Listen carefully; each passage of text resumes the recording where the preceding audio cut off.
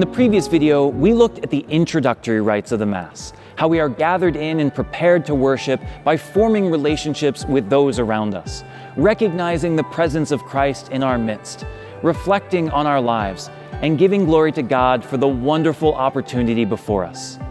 Now, we are ready to enter the second part of the liturgy of the Word, in which we receive a wonderful gift, the gift of Jesus' very self proclaimed in the Word. While the proclamation of the Word was treated as having a secondary or even optional role in the previous Tridentine liturgy, the current rite restores the Word to its rightfully prominent place.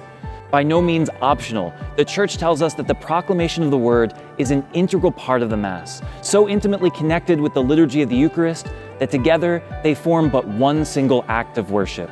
The reason for this, as we discussed in the previous video, is because we believe that Christ is truly present, not only in the sacrifice on the altar, but in the Word proclaimed. Here in this space, God speaks directly to those gathered. God gives us a gift of God's very self. That is what we celebrate in the Liturgy of the Word. We begin seated, a posture of attentiveness, and listen as the first reading is proclaimed to us. Outside of Easter, the first reading at a Sunday liturgy always comes from the Old Testament. And for some, this might seem strange, archaic, or esoteric, telling of an ancient world that means nothing to us and about laws that no longer apply. And yet, there is tremendous richness to them. In reading from the Old Testament each week, we are given a reminder that salvation history did not begin with Christ's incarnation, but that we have been in relationship with God, listening to the Word, yearning for the day of fulfillment for thousands of years. Because the theme in the reading of the Old Testament is always harmonized with the theme of the Gospel, we are invited to see how Christ, the eternal Word, was hidden in our world even before His incarnation. There in the Old Testament is the promise of what was to come. Following the reading, the lector says, "The word of the Lord," reminding us that Jesus has been proclaimed, and the people respond appropriately. Thanks be to God, continuing our active participation, not just as hearers, but doers of the word. From there, we move to the psalm. Unlike the other readings, this proclamation of the Word is intended to be sung and can be done in one of two forms, either responsorially or directly. Reciting the psalm is not prohibited, but it's also not recommended, as the psalms, by their very nature, are lyrical hymns and are best experienced musically.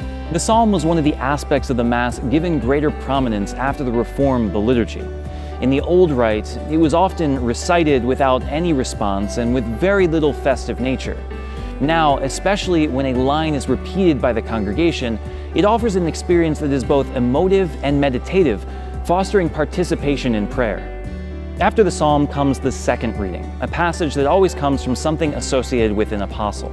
Unlike the first reading, which is harmonized with the Gospel, the second readings are arranged in a semi-continuous fashion, progressing through different New Testament letters over a 3-year cycle. After the reading, the lector once again concludes with "the word of the Lord," and time is given for silent meditation on the word. Throughout this whole period, the congregation, presider, deacons, and servers have all remained seated and attentive. But that all changes in an instant. With great exultation, the choir breaks into song, singing Alleluia, and the whole assembly rises in active prayer, joining them in song. If there is a deacon present, he receives a blessing from the priest and begins to process towards the book of the Gospels on the altar. If none is present, the priest does this himself. Holding the book high for the whole congregation to see, he carries the book from the altar to the ambo, sometimes directly, sometimes processing all around the church. On particularly festive occasions, this can be done with candles and incense accompanying him. In some cultures, this can be an extraordinary gesture lasting many minutes. Once at the ambo, as with the beginning of Mass, the one proclaiming the Gospel formally greets the assembly, evoking another dialogue, and then makes the sign of the cross from the book to his forehead, lips, and heart, in essence praying, "May the Lord be on my mind, on my lips, and in my heart." For more than 1,000 years, the custom has been that the congregation mimics this gesture, but it's not required. By all accounts, it is easy to see that this is the high point of the Liturgy of the Word. Standing, singing, processing, greeting, and adorning with beautiful sights and smells, the reading of the Gospel is given precedence over the other readings because it is the fulfillment of the other readings.